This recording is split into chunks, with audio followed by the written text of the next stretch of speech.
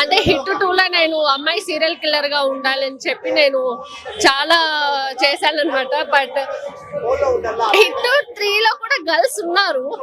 But కాకపోతే నా motive ఏంటంటే ఓన్లీ గర్లే సీరియల్ కిల్లర్ గా ఉండాలి.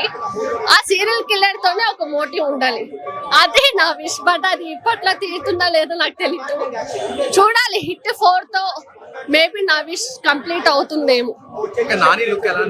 నాని గారి లుక్ మాత్రం సూపర్ ఉందండి.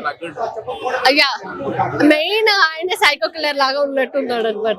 అంత పీచ్ లో ఉంది ఆయన యాక్టింగ్ మాత్రం. అంటే సడన్ గా లవర్ బాయ్ నుంచి ఇంత వైలెన్స్ చూస్తే ఏమనిపించింది? ఇప్పుడు ఒకే పర్సన్ ని లవర్ బాయ్ గానే చూడాలంటే ఎవరు చూడరు.